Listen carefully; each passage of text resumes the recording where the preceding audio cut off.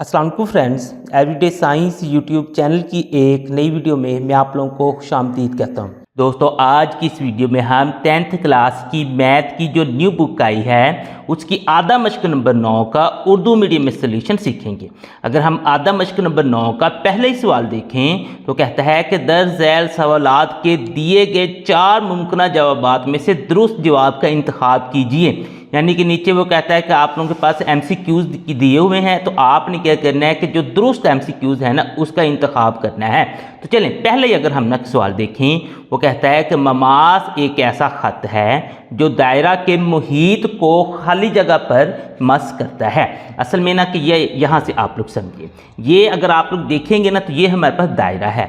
दायरे के मुहीत से मुराद है कि दायरे की ये जो बाउंड्री है। अब वो कहता है कि जो ममास है ना, ममास असल में हमारे पास ना कि एक ऐसी लाइन होगी जो दायरे के मुहीत को, मुहीत यानी कि दायरे की बाउंड्री को सिर्फ एक नुक्ता पर ना कि टच करेगी। वो इस तरीके से ना कि हम इधर से खींच सकते हैं, इस तरीके से। यानी कि ये हमारे पास ना किसी भी दायरा का ना कि ममास है। ये जो ममास है ये दायरा को सिर्फ एक नुक्ता पे, जैसे ये वाला नुक्ता, इस पर ना कि ये कट करेगी, टच करेगी, या फिर आप लोग कहें कि कता करेगी। तो आपने यहाँ पे ना कि फिर निशान लगा देना सिर्फ एक नुक्ता। यानी कि दायरे का जो ममास है वो हमारे पास ना कि दायरे के मुहीत को, दायरे की बाउंड्री को सिर्फ एक नुक्ता पर ना कि मस करता है। आगे चलें, दूसरे नंबर पर है जी, दायरे के बैरूनी नुक्ता से दायरा पर खाली जगह ममास खींचे जा सकते हैं। वो कहता है कि फॉर एग्जाम्पल यही आप लोगों के पास दायरा है, कोई बैरूनी नुक्ता आप लोग ना कि यहाँ पे अगर ना फॉर एग्जाम्पल मैं कहता हूँ कि ये एक नुक्ता था, मैं इसको नुक्ते को ना कि ए का नाम दे देता हूँ। वो कहता है इस ए नुक्ते से आप लोग कितने ममास खींच सकते हो उसकी तादाद बतानी है। इस ए पॉइंट से देखेंगे ना तो एक तो चले ममास हमने पहले खींच लिया है, तो दूसरा हम ना कि एक और ममास सिर्फ ना कि खींच सकते हैं। तो यहाँ पे आप लोग ना कि इस तरह से मतलब कि इसी से ना कि सिर्फ एक और ममास ना कि हम खींच सकते हैं। यानी कि आप लोगों के पास दायरे के बाहर कोई भी आप अगर एक पॉइंट लें तो उससे दायरे के ऊपर सिर्फ और सिर्फ ना कि 2 ममास खींच सकते हैं। इसके अलावा कोई और ममास हम नहीं खींच सकते। फॉर एग्जाम्पल दायरे के ना कि यहाँ से अगर हम खींचेंगे तो ये दायरे को इस पॉइंट पे भी कट कर देगा और यहाँ से भी कट कर देगा। तो 2 पॉइंट पे ना कि जो ममास होता है वो कट नहीं करता, वो सिर्फ एक पॉइंट पे ना कि कट करता है। जैसे ये देखें एक पॉइंट पर, ये देखें एक पॉइंट पर, तो 2 के अलावा हम ना कि यहाँ पे ममास नहीं कह सकते। तो इस तरीके से हम यहाँ पे फिर लिख देंगे दायरा के बैरूनी नुक्ता से, बाहर वाले नुक्ता से दायरा पर सिर्फ 2 ममास खींचे जा सकते हैं। तो ये 2 जो है ये आपका ठीक आंसर है। आगे है जी, दायरा के मरकज से दायरा पर खाली जगह ममास खींचे जा सकते हैं।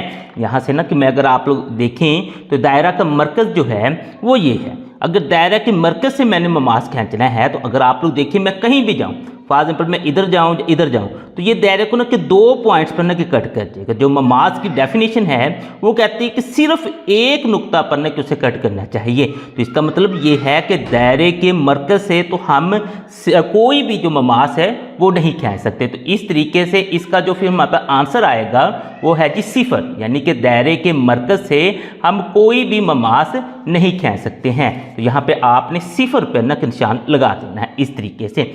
आगे चलें भी चौथे सवाल में, वो कहता है कि दायरा में रदास और ममास जो होते हैं वो क्या होते हैं।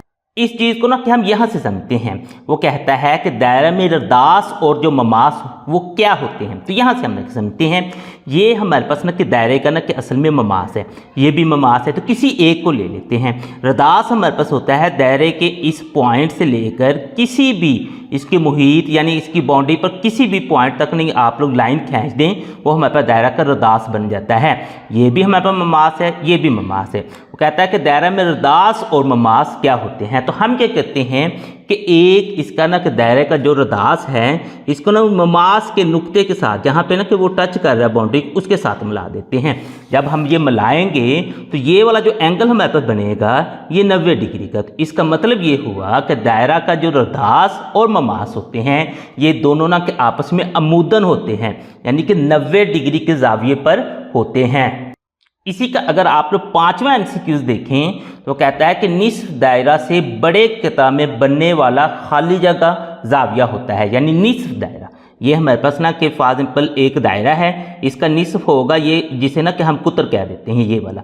कहते हैं इससे भी बड़ा कोई ना कि आप लोगों के पास हो तो उससे जो आप लोगों के पास ना कि जाविया बनेगा वो कौन सा होगा।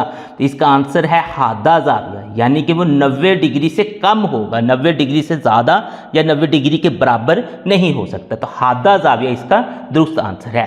आगे है कि दायरा के मरकज़ पर कोस से बनने वाला जाविया कहलाता है, यानी कि आप लोगों के पास ये दायरा है, इसमें ना कि आप लोग यहाँ से समझें, वो कहता है दायरा के मरकज़ पर कोस से बनने वाला जाविया। हम ना कोई कोस ना कि फॉर एग्जाम्पल ये कर लेते हैं, कोस होती है असल में दायरे का ना कि छोटा सा हिस्सा, यानी कि ये हमारे पास ना कि कोस है। अब वो कहता है कि दायरे के कोस से ना कि मरकज़ पर ना कि बनने वाला जाविया, ये वाला जो जाविया ये क्या कहलाएगा, तो इसको हम कहेंगे मरकज़ी जाविया, यानी कि ये मरकज़ पर बन रहा है तो इसको हम ना कि मरकज़ी जाविया का नाम दे देंगे।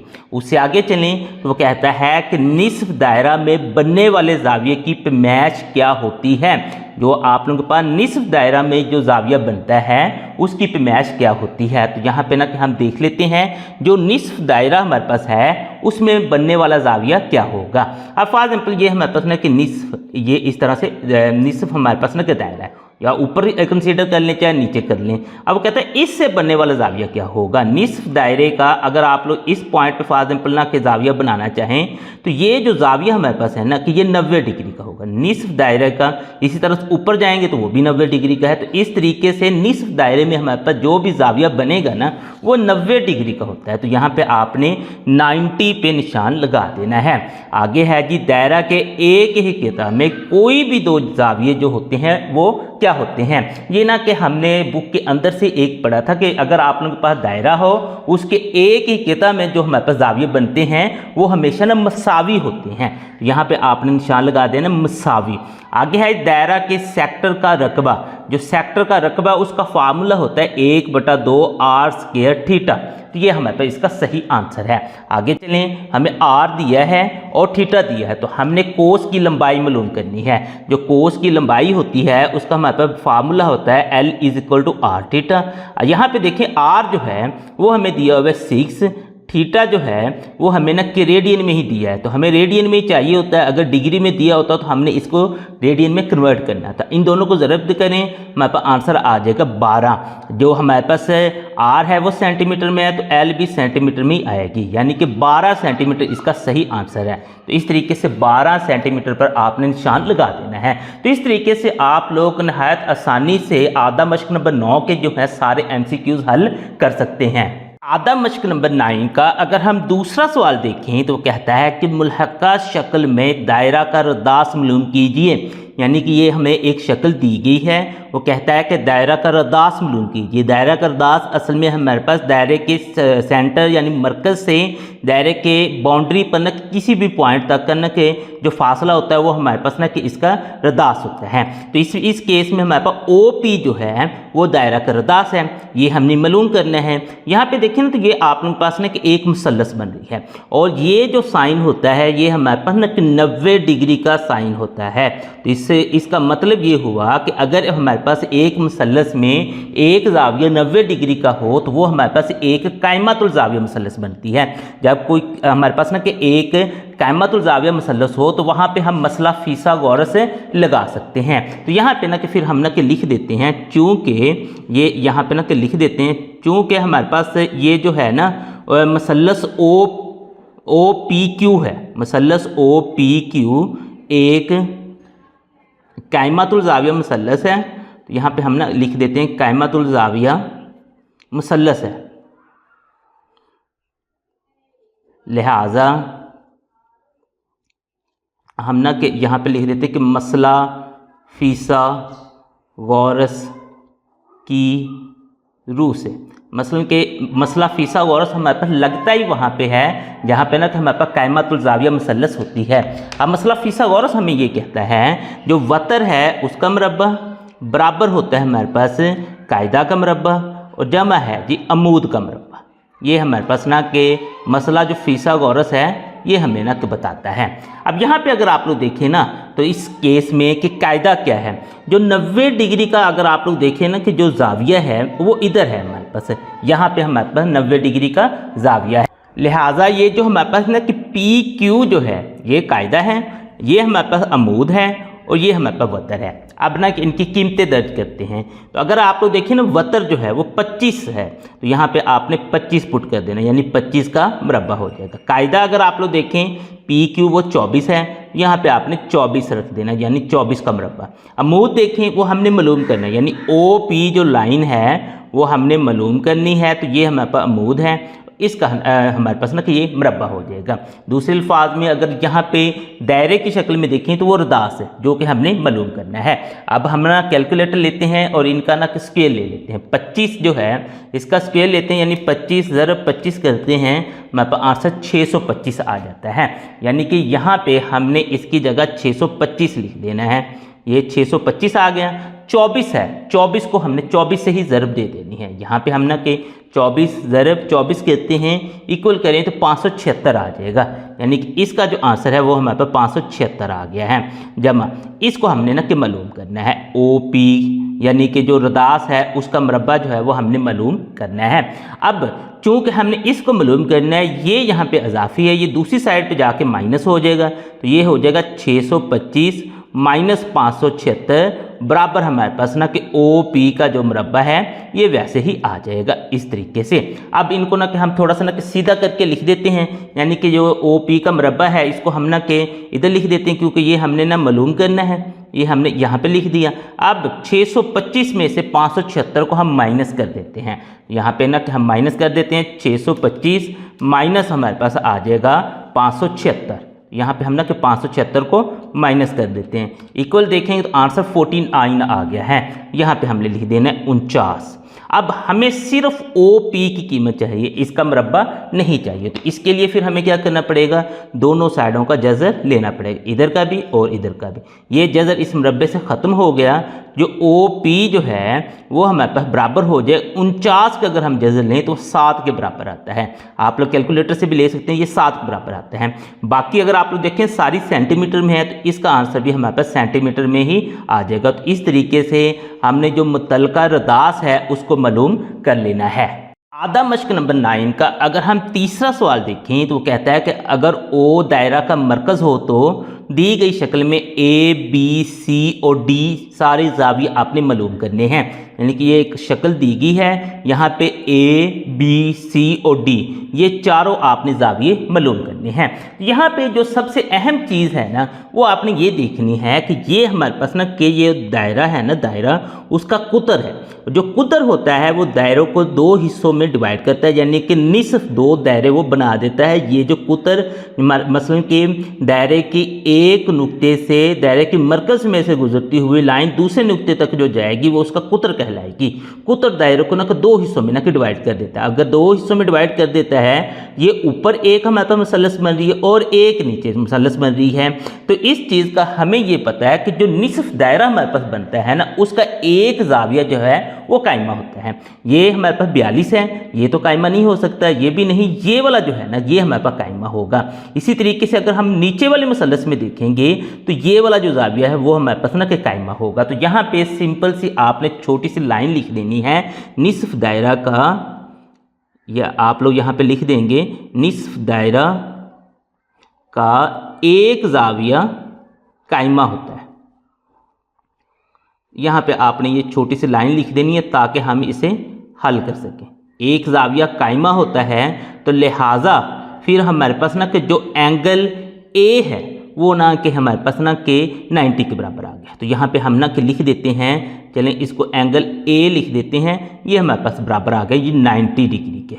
दूसरे अल्फाज में जो हमारे पास ज़ाविया ए है वो हमने मालूम कर लिया, ये हमारे पास ना कि 90 डिग्री आ गया है। अब अगर आप लोग देखें ना ये मसलस में ना कि 3 ज़ाविये हैं, हमारे पास ये 42 है, ये ए, ये 90 के बराबर आ गया, ये सी है। अब अगर तीनों ज़ावियों को अगर हम किसी मसलस के तीनों ज़ावियों को ना कि जमा करें ना तो वो हमारे पास 180 के बराबर आता है। तो हम यहाँ पे ना कि हम यहाँ पे लिख देते हैं कि मसलस के तीनों, ये लिख दें तीनों ज़ावियों को जमा करने से, इस तरह लिख दें, या आप लोग लिख दें मसलस के तीनों ज़ाविये 180 के बराबर होते हैं। तो ये जो भी आप लोग छोटा सा फिक्रा बना के लिख दें ताकि हम ना किसे मज़ीद हल कर सकें। अब अगर हम तीनों ज़ावियों को लेते हैं तो पहला हमारे पास 42 डिग्री है, उसके बाद अगला देखेंगे तो वो 90 डिग्री है, उससे अगला देखेंगे तो वो सी है जो कि हमने मालूम करना है, और ये तीनों हमारे पास 180 के बराबर हैं। इस तरीके से अब 42 और 90 को ना कि हम जमा करते हैं, 42 और 90 हमारे पास 132 के बराबर आ जाते हैं, जमा ये वाला हमने ना कि मालूम करना है और बराबर है जी 180 के। अब यहाँ से देखिए ना सी एंगल हमने मालूम करना है, ये 132 इधर जमा हो रहा है, दूसरी साइड पे जाके इसने माइनस हो जाना है, यानी एंगल जो सी है वो हमारे पास बराबर हो जाएगा 180 माइनस हमारे पास 132। अब 180 में से हमने 132 को निकाल देना है, तो जो हमारे पास बचेगा वो इसका आंसर होगा, यानी कि 180 में से हम 132 को माइनस कर देते हैं। अगर आप लोग इसको माइनस करोगे तो आपके पास 48 जो है वो इसका आंसर आ जाएगा, यानी कि 48 डिग्री हमारे पास ना कि सी का आंसर आ गया है। इस तरीके से यानी कि हमने ए भी मालूम कर लिया और सी भी मालूम कर लिया। अब ये हमें मालूम करने के बाद अब हम ना कि अगली मसलस में चलते हैं, वो देखते हैं कि हमारे पास ना कि क्या क्या चीज़ मालूम करने वाली है। इसमें भी अगर आप लोग देखें हमारे पास ना कि ये निसफ दायरा का एक जाविया जो है वो कायमा है। अगर वो एक जाविया कायमा है तो इसका मतलब ये जो बी है ये हमारे पास ना कि कायमा यानी कि 90 डिग्री होगा। यहाँ पे ना कि फिर छोटा सा फिक्रा लिख के इसे ना कि हम हल कर देते हैं। हम यहाँ पे ना कि लिख देते हैं कि निसफ दायरा का एक जाविया हमारे पास ना कि कायमा होता है, यहाँ पे हम लिख देते हैं कायमा होता है। इस तरह से हमने लिख दिया। अब ये कायमा है तो इसका मतलब ये है कि जो हमारे पास एंगल बी है वो 90 डिग्री के बराबर है। यहाँ पे हम ना फिर लिख देंगे लिहाजा जो एंगल बी है वो 90 डिग्री के बराबर है। अब अगर ये 90 डिग्री के बराबर है तो एंगल डी हम आसानी से मालूम कर सकते हैं, क्योंकि मसलस के तीनों जावियों को हमने जमा कर देना है। तो हम यहाँ पे लिख देते हैं मसलस के तीनों जावियों को जमा करने से, तो ये छोटा सा फिक्रा लिख देना है और तीनों जावियों को ना कि हम जमा कर देते हैं। तो जाविया अगर आप लोग देखें आपके पास एक 72 है, दूसरा आप लोगों के पास 90 आ गया और तीसरा हमने ना कि मालूम करना है एंगल डी, और ये तीनों को अगर हम जमा करें तो 180 के बराबर होता है। 90 और 72 जो है ये हमारे पे 162 हो जाएगा। 162 जमा एंगल डी है और बराबर हो गया जी हमारे पास 180 के। अब ये 162 इधर हमारे पास जमा हो रहा है, दूसरी साइड पे जाके इसने माइनस हो जाना है। तो चलिए इसको ना कि हम माइनस कर देते हैं, तो एंगल जो डी है वो हमारे पास बराबर हो जाएगा 180 माइनस 162। अब 180 में से 162 को अगर हम निकालते हैं तो हमारा आंसर आ जाएगा। तो चलें इसके लिए कैलकुलेटर का इस्तेमाल कर लें। 180 माइनस 162 हम कर देते हैं। 180 माइनस 162 इक्वल करेंगे तो 18 आंसर आता है, यानी जो एंगल डी है वो हमारे पास 18 डिग्री आ गया है। तो इस तरीके से आपने जो इसमें चारों एंगल थे जो मालूम करने वाले थे वो मालूम कर लिए हैं। आधा मश्क नंबर 9 का अगर हम चौथा सवाल देखें तो वो कहता है कि जाविये ए बी और सी मालूम कीजिए अगर ML जो है वो एक ममासी खत ओ दायरा का मरकज़ हो, यानी कि ये हमारे पास ML इसका ममास है।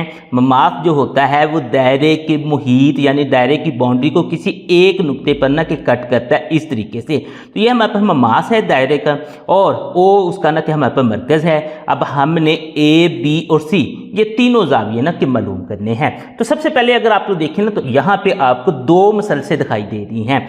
एक तो ये मसलस है, इस मसलस में तो देखें ना तो कोई भी एंगल हमें नहीं दिया। एक हमारे पास ना कि ये बड़ी मसलस है, ये यहाँ से यहाँ तक ये हमारे पास ना, इसमें ये है कि एक एंगल तो उसने कम से कम हमें दिया है ना, तो कोई ना कोई उम्मीद तो होती है इसको हल करने की। अब नेक्स्ट हमें ये भी पता है कि अगर हमारे पास ना कि दायरे के ऊपर इस तरह से एक ममास गुजरे, किसी एक नुक्ता पर कट करे और उसी नुक्ता पर ना कि हम रदास की ना लाइन को मिला दें, तो ये जो एंगल हमारे पास बनता है ये जो सारा एंगल फिर ना कि हमारे पास बनेगा यहाँ से यहाँ तक ये 90 डिग्री का एंगल होता है। तो इस तरीके से अगर आप लोग देखेंगे तो इस बड़ी मसलस में हमारे पास दो जो जाविये वो मालूम हो जाएंगे। इन दोनों को इस्तेमाल करते हुए हम ना कि तीसरे जाविये को मालूम कर सकते हैं। तो चलें इसको ना कि थोड़ा सा हम फिर ना कि लिखते हैं कि जो ममास और यहाँ पे हम ना एक फिक्रा लिख देते हैं, ममास और रदासी कता जो है यहाँ पे हमने लिख देना, रदासी कता हमारे पास अमूद होते हैं। अमूद होते हैं, यानी कि 90 डिग्री का जाविया बनाते हैं, ये एक दूसरे पर अमूद होते हैं। बस इस तरह से ना कि एक छोटी सी लाइन लिख देनी है। तो लिहाजा फिर हमारे पास ना जो जाविया बनेगा ना, जाविया हमारे पास बनना है OLM, यानी कि एंगल जो है OLM जो है वो बराबर हो गया जी 90 डिग्री के। तो इस तरीके से हमारे पास ये मसलस का दूसरा जाविया भी मालूम हो गया है। अब अगर मसलस का दूसरा जाविया हमारे पास मालूम हो गया है तो यहाँ पे हम ना के लिख देते हैं मसलस के जावियों का मजमुआ या मसलस के जावियों को जमा करने से, जैसे भी आप लोग ना कि एक छोटा सा फिक्रा लिख दें और मसलस के जो तीनों जाविये हैं ना उनको जमा कर दें। अब तीनों जाविये में एक तो हमारे पास 22 आ गया, उसके बाद अगर आप लोग देखें 90 आ गया, उसके बाद देखें तो ए जो है वो हमने मालूम करना है। तीसरा जाविया इस बड़ी मसलस का हमारे पास ये बनता है। तो ए इन तीनों को जमा करें तो 180 के हमारे पास बराबर आ जाएगा।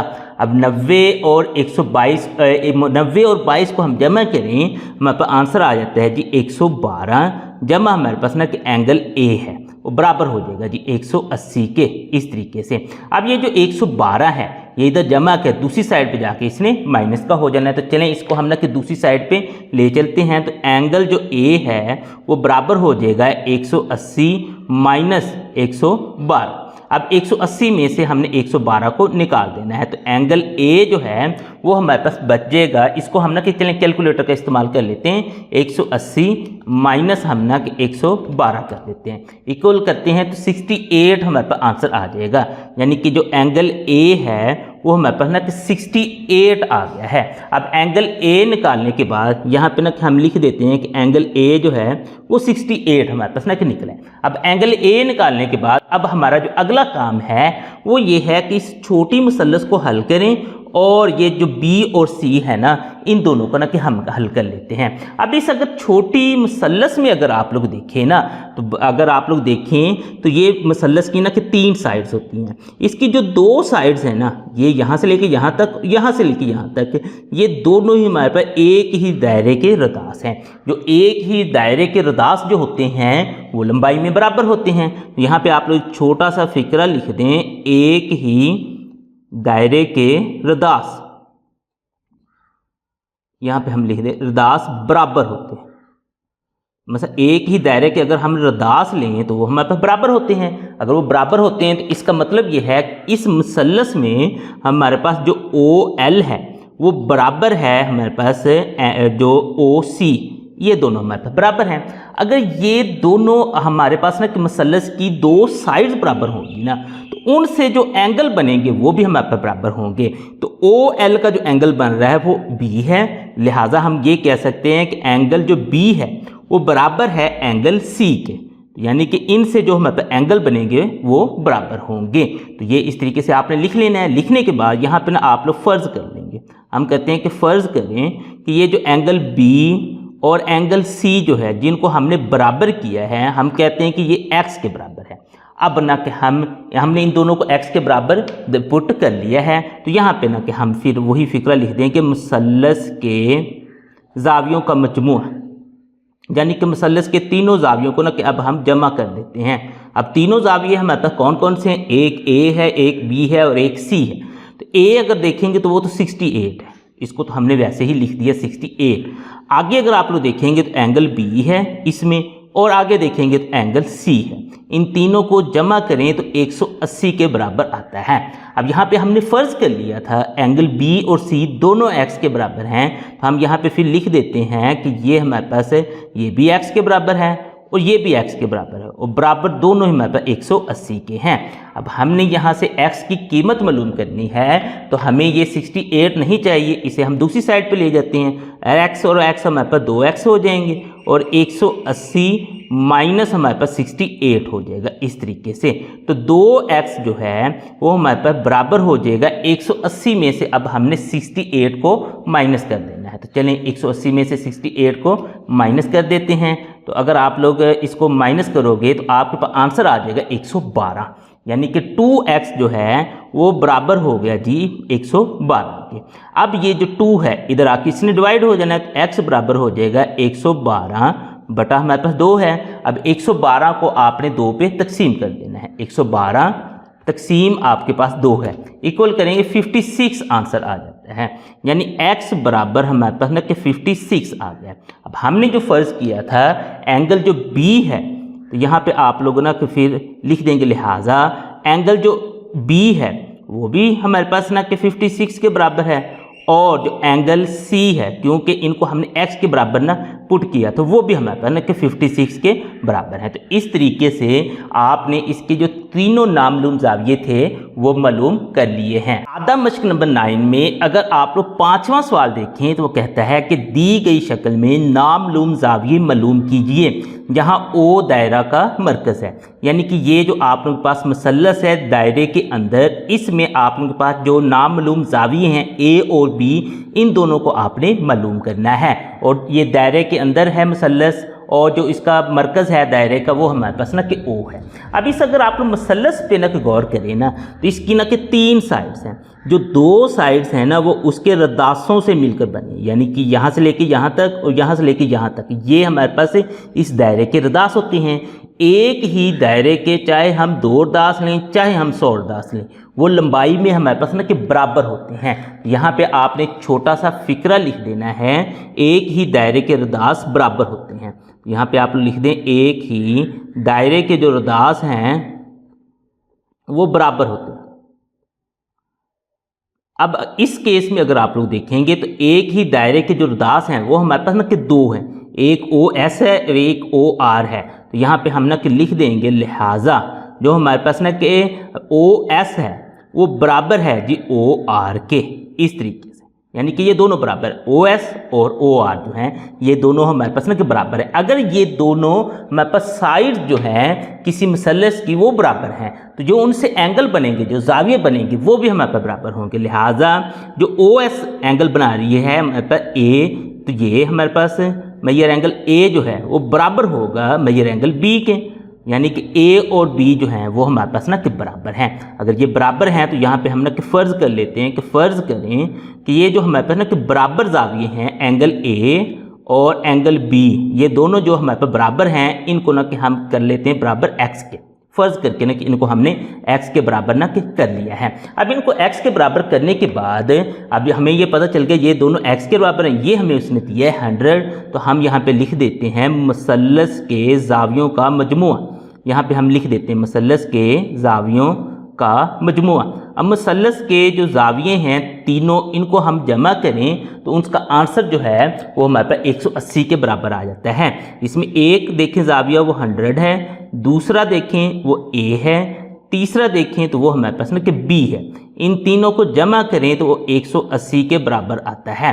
अब हमने A और B की तो चलें कीमतें दर्ज मालूम करनी है ना, तो 100 जो है वो इजाफी है, ये इधर है प्लस का दूसरी साइड पे आके इसने माइनस का हो जाना है। A और B को हमने फ़र्ज़ किया तो x के बराबर, ये भी x के बराबर हो गया और ये भी x के बराबर हो गया। ये जो 100 है इधर आके ये माइनस हो जाएगा, तो ये हमारे पास इस तरह से हमने लिख देना है। अब x और x ये हमारे पास 2x हो जाएगा बराबर 180 में से अगर 100 निकालें तो हमारे पास अकेला 80 इसका आंसर आ जाएगा। अब 2x बराबर हो गया जी 80 के, हमें सिर्फ x चाहिए, तो हम क्या करेंगे कि इस 2 को इधर डिवाइड कर देंगे, तो x बराबर हो जाएगा 80/2। 80 को 2 पे तकसीम करें तो हमारे पास आंसर आ जाता है 40। तो ये x जो है वो हमारे पास आ गया 40। तो लिहाजा फिर हमारे पास ना कि जो एंगल हमने शुरू में फ़र्ज़ किए थे, एंगल A जो था वो भी हमारे पास x के बराबर था तो वो भी 40 के बराबर हो गया। जो एंगल B था वो भी हमारे पास ना कि x के बराबर था, तो इस केस में वो भी हमारे पास ना कि 40 के बराबर हो गया है। तो इस तरीके से आपने इसको हल करके एंगल A और B दोनों की कीमतें निकाल ली हैं। आधा मश्क नंबर 9 का अगर हम छठा सवाल देखें तो वो कहता है कि 2 गोल खाने की मेज़ें अपने किनारों को मस कर रही हैं। इन मेज़ों के रदास 10 सेंटीमीटर और 12 सेंटीमीटर हैं। अगर वो बैरूनी तौर पर मस करती हों तो उनके मराकज़ का दरमियानी फासला मालूम कीजिए। तो वो कह रहा है कि आप लोगों के पास ना कि 2 मेज़ें हैं, एक का रदास 10 सेंटीमीटर है और दूसरी का रदास ना कि 12 सेंटीमीटर है, और ये दोनों ना कि गोल हैं और एक दूसरे को ना कि बैरूनी तौर पर मस कर रही हैं। हम फ़र्ज़ करते हैं कि ये हमारे पास ना कि 10 सेंटीमीटर है, 10 सेंटीमीटर फ़र्ज़ करते हैं, खोलते नहीं हैं क्योंकि 10 सेंटीमीटर का तो दायरा हमारे पास बहुत बड़ा हो जाएगा। तो हम यहाँ पे ना कि एक दायरा लगा देते हैं, हम फ़र्ज़ करके ना कि दायरा लगा लेते हैं। हम कहते हैं कि ये 10 सेंटीमीटर है हमारे पास, इस तरीके से ये आपने एक दायरा लगा लिया है। अब इस दायरा का जो मरकज़ है ना वो आप लोगों के पास ना कि ये है इस तरीके से। अब नेक्स्ट हम ना कि यही काम ये करते हैं कि हम कहते हैं कि एक और जो दायरा है ना वो भी लगाते हैं, वो ना कि 12 सेंटीमीटर है, तो इसको थोड़ा सा ना कि हम बड़ा कर लेते हैं। इसी को ना कि हम थोड़ा सा बड़ा करके हम फ़र्ज़ कर लेते हैं कि ये हमारे पास ना कि अब 12 सेंटीमीटर है। अब इसका दायरा हमने कुछ इस तरह से बनाना है कि इसको ना कि वो बैरूनी तौर पर ना कि इस तरह से ना कि टच कर दे इस तरीके से। तो आपने ये दायरा बना देना है। अब वो कहता है कि दो मेज़ें ना कि इस तरह से हैं। अब इसका अगर आप लोग मरकज़ देखेंगे ना तो वो हमारे पास ना कि यहाँ पे है। अब वो कहता ये है कि आपने इन दोनों की मराकज़ के दरमियान जो फासला है ना इसको मालूम करना है। तो चलें अगर आप लोग देखें ना, पहला हमारे पास जो दायरा है इनको ना कि चलें मैं मिला देता हूँ इस तरीके से, इन दोनों को ना मैं मिला देता हूँ। जो पहला दायरा है ना उसका जो हमारे पास इसके सेंटर से यहाँ तक का ना जो फासला है वो 10 सेंटीमीटर है, ये उसने खुद ही बताया। ये जो है इसका ये सेंटर से यहाँ तक का फासला 12 सेंटीमीटर है। अगर हमने इस पॉइंट से इस पॉइंट तक का फासला मालूम करना है तो इसका मतलब है हमने इन दोनों को जमा करना है, 10 और 12 को जमा कर देना है। तो चलें अब इसको ना कि हम हल करते हैं। आंसर हमारे पास 22 आ जाएगा, लेकिन थोड़ा सा हल करके हमें लिखना पड़ेगा। तो इसको ना कि चलें हम हल कर लेते हैं। मैं यहाँ पर लिख देता हूँ पहले मेज़ का रदास, हम ना कि यहाँ पे लिख देते हैं पहले मेज़ का रदास। अगर हम पहले मेज़ का रदास उसको R1 से ज़ाहिर करें वो तो 10 सेंटीमीटर है। नेक्स्ट लिख देते हैं कि दूसरे मेज़ का रदास, यहाँ पे हम लिख देते हैं दूसरे मेज़ का रदास, वो देखेंगे तो वो R2 के बराबर है और R2 हमारे पास 12 सेंटीमीटर है। ये इस तरीके से हमने लिख दिया है। अब नेक्स्ट है जी दोनों के मराकज़ का दरमियानी फासला। यहाँ पे हमने लिख देना है दोनों के मराकज़ का दरमियानी फासला। अब ये देखें भाई दोनों के मराकज़ का दरमियानी जो फासला है वो इन दोनों को जमा करने से आएगा, यानी R1 जमा R2 करने से आएगा। R1 हमारे पास 10 है, R2 12 है, तो ये टोटल बन गया 10 और 12 22 सेंटीमीटर। तो ये इस तरीके से आपने इसका आंसर निकाल देना है। आधा मश्क नंबर 9 का अगर हम 7वां सवाल देखें तो वो कहता है कि एक दैरवी पीचीकारी नमूना एक जदीद अहराम नुमा इमारत के फर्श पर रखा गया है। दो टाइलें इस तरह रखी गई हैं कि वो एक ही वतर EF से मुखालिफ कोस पर दो नुकात G और H तक पहुंचती हैं। अगर वो कहता है कि एंगल EGF जो है वो 65 डिग्री हो तो एंगल EHF आपने मालूम करना है। इस सवाल को हल करने के लिए आप लोगों को ना कि बुक में ना 161 जो पेज है वहाँ पे ना कि एक पॉइंट को समझना पड़ेगा। इसमें अगर आप लोग देखें ना ये इस सवाल की ना कि बिल्कुल सही नुमाइंदगी कर रहा है। वो कहता है कि जो आप लोगों के पास दो टाइलें हैं इस तरह रखी गई हैं कि वो एक ही वतर EF से मुखालिफ कोस पर दो नुकात G और H तक पहुंचती हैं। यानी कि आप लोगों के पास वो इस तरह से ना EF पर रखी गई हैं और मुखालिफ नुकात G और H पर ना कि पहुंचती हैं। हम इसको E का नाम दे देते हैं फॉर एग्जाम्पल, जहाँ पे उसने PQ का नाम दिया है इसको हम ना F का नाम दे देते हैं, ये एक ही वतर पर हैं। और दूसरे नंबर पर वो कहता है कि G और H तक पहुंचती हैं। E जो है वो G तक पहुंच जाती है और F जो है वो H तक इधर पहुंच जाती है इस तरीके से। अब उसने ये कहा है कि अगर आप लोगों के पास ना कि एक एंगल EGF जो है EGF वो अगर आप लोगों के पास 65 डिग्री है तो आप लोग बताएं EHF कितना होगा। यहाँ पे आपने ये समझना है कि दायरा के एक ही कता में कोई भी जो दो जाविये होते हैं वो मसावी होते हैं। अगर वो कह रहा है कि EGF आपके पास 65 डिग्री है, जो दूसरा एंगल होगा ना EHF वो भी 65 डिग्री ही होगा। तो यहाँ पे आपने सिंपल सा एक फिक्रा लिखना है दायरा के, यहाँ पे ना कि जो फिक्रा वहाँ पे लिखा हुआ था तो हमने यहाँ पे लिख देना है कि दायरा के एक ही कता में कोई भी दो जो जाविये होते हैं, दो जाविये वो मसावी होते हैं। अगर ये दोनों जाविये हमारे पास मसावी हैं जो कि हमने यहाँ पे लिख लिया तो लिहाजा हमारे पास ना कि जो जाविये हैं, जो एक जाविया हमारे पास उसने दिया है EGF वो बराबर होगा दूसरा जो जाविया है EHF।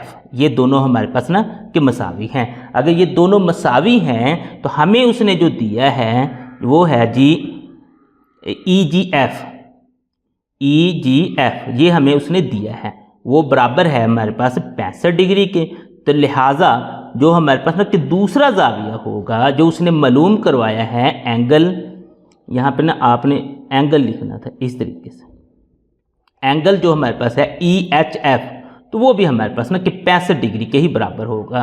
तो बस इसने आपने ना इस तरह से छोटी सी लाइन लिख के इन दोनों को बराबर कर देना है। ये 65 के है तो लिहाजा ये आपने दूसरा भी 65 के ही बराबर कर देना है। आधा मश्क नंबर 9 का अगर हम 8वां सवाल देखें तो वो कहता है कि एक मुसलसी ढांचा एक निस्फ दायरवी गेट के अंदर कुतर के सिरों से चोटी तक जोड़ता है, चोटी पर बनने वाला जाविया मालूम कीजिए।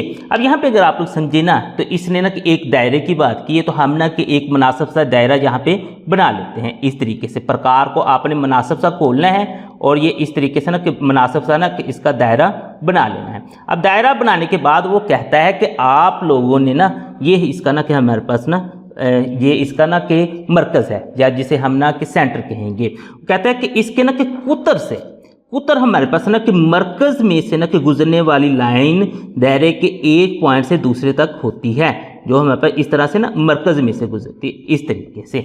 अब वो ये कहना चाह रहा है कि आप लोगों के पास एक मुसलसी ढांचा एक निस्फ दायरवी गेट के अंदर कुतर के सिरों से चोटी तक पहुंचता है, यानी कि कुतर जो हमारे पास ना कि सेंटर से एक इस तरह से ना कि वतर जो गुजरता है वो हमारे पास कुतर कहलाता है। कहते हैं इसके ना कि आप लोगों के पास ना कि इस तरीके से इसके सिरों से ना कि हमारे पास ना कि एक दायरवी गेट के अंदर कुतर के सिरों से चोटी तक ना कि जोड़ता है, चोटी पर बनने वाला जाविया आपने मालूम करना है। तो चलिए इसको ना कि थोड़ा सा हम ना कि बना देते हैं। हम कहते हैं कि फॉर एग्जाम्पल ये एक सिरे से यहाँ तक पहुँच रहा है हमारे पास और ये दूसरे सिरे से ना कि यहाँ तक पहुँच रहा है इस तरीके से। तो यहाँ पे आपने ये चीज़ समझनी है कि जो हमारे पास ना कि निस्फ दायरा होता है, तो निस्फ दायरा से ना कि बनने वाला जो एक जाविया होता है ना कम से कम वो कायमा होता है। अब ये और ये जो जाविया हैं ये हमारे पास कायमा नहीं है, तो लिहाजा जो चोटी पर बनने वाला ये वाला जाविया ये हमारे पास कायमा है यानी 90 डिग्री का है। तो यही चीज़ हमें यहाँ पे एक्सप्लेन कर देनी है। तो इसको थोड़ा सा ना कि आप लिख भी दें। हम ये कह देते हैं कि ये A है, ये B है, ये सेंटर तो O है और ये हमारे पास C है। तो यहाँ पे आपने एक छोटा सा ना कि फ़िक्रा लिखना है। फ़िक्रा ये लिखना है कि निस्फ दायरा का एक जाविया जो है वो हमारे पास ना कि कायमा होता है, एक जाविया कायमा होता है। अगर एक जाविया कायमा है तो लिहाजा हम ना कि यहाँ पे ये लिख दें कि चोटी पर बनने वाला जाविया, चोटी पर बनने वाला जाविया जो है वो हमारे पास 90 डिग्री, 90 यानी कायमा है तो वो हमारे पास 90 डिग्री का जाविया। तो इस तरीके से ये सवाल आप लोगों के पास हल हो गया है। आधा मश्क नंबर 9 का अगर हम 9वां सवाल देखें तो वो कहता है कि एक दायरवी सालगिरह केक का जो रदास है वो हमारे पास 15 सेंटीमीटर है। एक टुकड़े की कोस की लंबाई 10 सेंटीमीटर लंबी है, तो इस टुकड़े का रकबा आपने मालूम करना है। यहाँ पे ना कि हम लिख देते हैं कि जो केक का रदास जो है ना, यहाँ पे हम लिख देते हैं केक का रदास। तो केक का अगर आप लोग रदास देखें यानी R जो है उसने दे दिया 15 सेंटीमीटर। तो टुकड़े कोस की लंबाई यहाँ पे हम ना लिख देते हैं कोस की लंबाई, ये हम ना यहाँ पे लिख देते हैं कोस की लंबाई यानी L जो है वो बराबर है जी 10 सेंटीमीटर के। तो टुकड़े का रकबा जो है वो हमने मालूम करना है, टुकड़े का रकबा वो हमने मालूम करना है। रकबा यानी कि उसको A से ज़ाहिर कर देते हैं कि वो हमने ना कि मालूम करना है। इस सवाल को ना कि थोड़ा सा ना कि हम मज़ीद समझने के लिए ना कि दायरे को ड्रा कर लेते हैं। ये रफ अमल में जस्ट मैंने आपको ना समझाने के लिए ड्रा करना है। ये हम कहते हैं कि हमारे पास ना कि केक है, ये क्योंकि हमारे पास ना केक की मुख्तलिफ शेप्स होती हैं, तो ये जो है ये दायरवी सालगिरह का ना कि केक है। तो ये दायरे नुमा ना कि दायरे की शक्ल का हमारे पास केक है। उसकी ना कि वो कहता है कि का इर्दास 15 सेंटीमीटर है। एक टुकड़े की कोस यानी कि जब हमने जैसे हमने पिज़्ज़ा कट करना होता है उसी तरह से केक को कट करना है, तो इसको ना कि हमने फॉर एग्जाम्पल ना कि पीसीज में कट करना है, तो हम इस तरह से कहते हैं कि एक पीस हमने ना कि बना लिया इस तरीके से। ये हमारे पास पीस बन गया। तो पीस बना है तो ये जो हमारे पास है ना दायरे की जो बाउंड्री पे इस तरह से ये जो बन जाएगा, इस पीस का जो हिस्सा है इसको हम ना कि कोस कहते हैं। वो कहता है कि इसका रदास तो 15 सेंटीमीटर है। चलें जी, हमने लिख लिया कि रदास उसका 15 सेंटीमीटर है।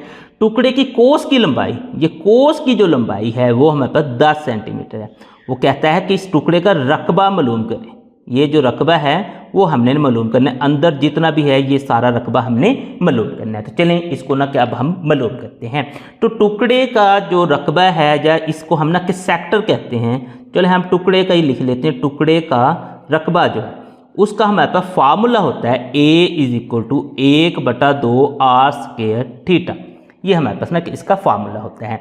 अब हमारे पास ना कि जो इस फार्मूले को ना कि थोड़ा सा हम ना कि इस तरह से लिख सकते हैं 1/2 r 2 दफ़ा है तो हम इसको 2 दफ़ा लिख लेते हैं और थीटा, यानी कि उसको ना कि अलग-अलग करके लिख दिया है। अब लिखने के बाद इसके ना कि टुकड़े की जो लंबाई होती है वो हमारे पास l के बराबर होती है और l जो है वो बराबर होता है r थीटा के। हमने ये ना कि ये हवाला दे देना है कि l जो है वो r थीटा के बराबर है। l हम इसलिए ले रहे हैं क्योंकि r तो हमें उसने चलो दे दिया है लेकिन थीटा दिए ही नहीं है। तो इस थीटा के साथ अगर मैं इसे हल करने जाता हूँ तो ये मेरे पास हल ही नहीं होगा। तो मैं क्या इसको ना कि l की शक्ल में लेके आऊँगा।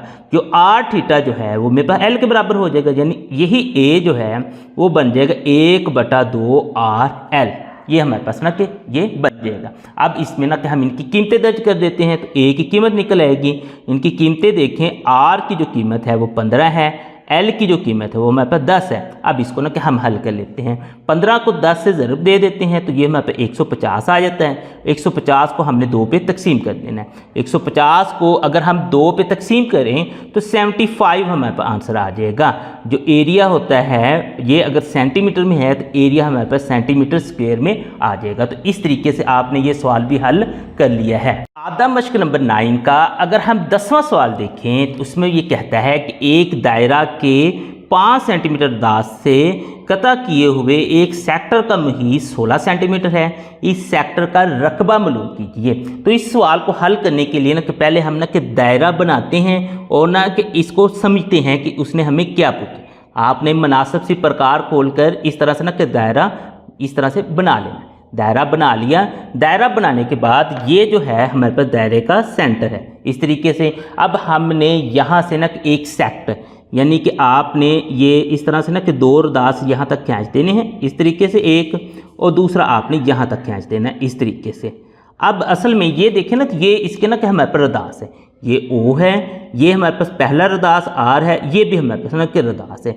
ये जो हमारे पास होती है ये कोस की लंबाई होती है, इसको हम ना कि L से ज़ाहिर करते हैं। तो ये इस तरीके से मैंने लिख दिया।